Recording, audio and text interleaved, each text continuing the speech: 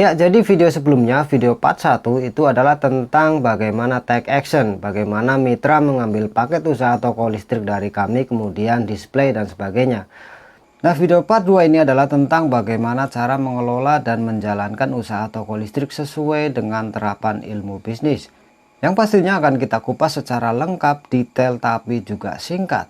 Jadi pastikan teman-teman jangan skip videonya dan jangan lupa untuk subscribe. Simak terus.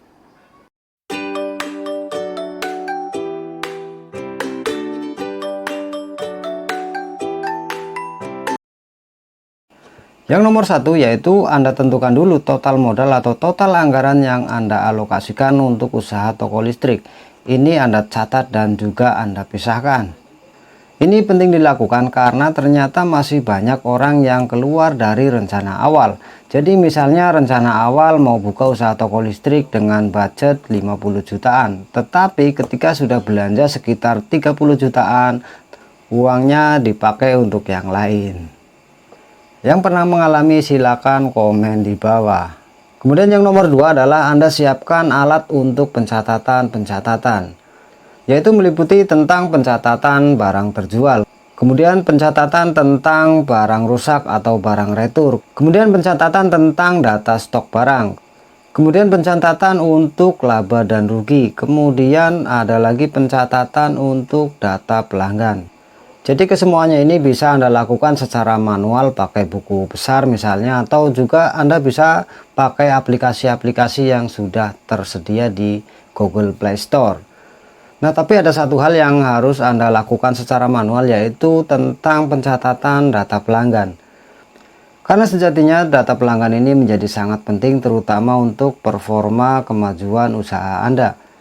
Jadi fungsi data pelanggan yang sangat penting untuk usaha kita adalah kita bisa melakukan penawaran-penawaran secara langsung. Bisa kita broadcast atau pakai email, sehingga dari waktu ke waktu closingan kita akan naik tajam dan semakin bisa menambah omset dan profit kita secara signifikan.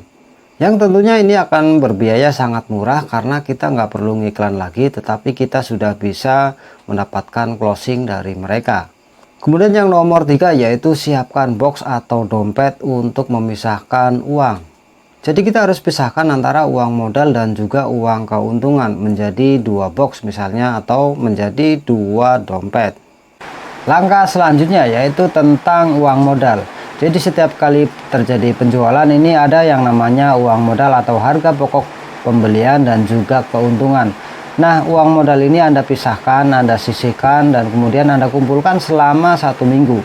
Jadi setiap 1 minggu sekali Anda kumpulkan uang modal ini, kemudian segera Anda belanjakan lagi menjadi stok barang, sehingga stok Anda akan selalu terjaga dengan baik. Hal yang kedua adalah tentang uang keuntungan. Jadi keuntungan Anda ini juga jangan diambil semuanya, alias jangan dihabiskan.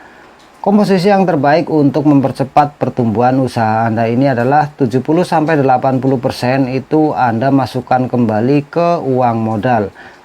Jadi semakin hari akan semakin bertumbuh uang modal Anda, dan Anda bisa memiliki stok barang yang lebih komplit, yang lebih banyak, sehingga dari waktu ke waktu secara pelan-pelan itu Anda akan membesar atau bertumbuh. Nah, sampai di sini ada beberapa yang mungkin bertanya, Mas, kalau uang saya itu berasal dari kredit atau dari hutang, itu gimana caranya? Ya, Anda tidak perlu khawatir karena secara teknis Anda hanya perlu menambahkan 1 box atau 1 dompet uang khusus, yaitu tentang uang angsuran.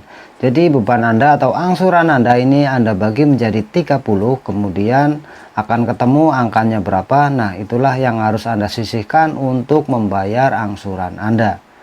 Secara lengkap dan detail akan saya bahas di lain video. Jadi akan saya buatkan video khusus bagaimana kalau modal Anda ini berasal dari kredit atau dari hutang bank misalnya. Jadi pastikan teman-teman subscribe. Kita lanjut ke langkah berikutnya, yaitu Anda harus tentukan strateginya itu mau seperti apa. Kemudian secara marketing Anda harus seperti apa, ini harus Anda siapkan, harus Anda pikirkan semuanya. Dan pada intinya untuk urusan strategi dan marketing ini sangat kompleks dan panjang, sehingga tidak akan saya bahas di video ini. Jadi akan saya buatkan secara bertahap di video-video selanjutnya. Jadi secara umum inilah fundamental atau puzzle piece ketika Anda ingin mendirikan sebuah usaha, sebuah bisnis toko listrik. Kalau Anda konsisten, maka usaha toko listrik Anda akan maju dengan cepat, akan bertumbuh dengan sangat cepat. Semoga bermanfaat dan sampai ketemu di video selanjutnya.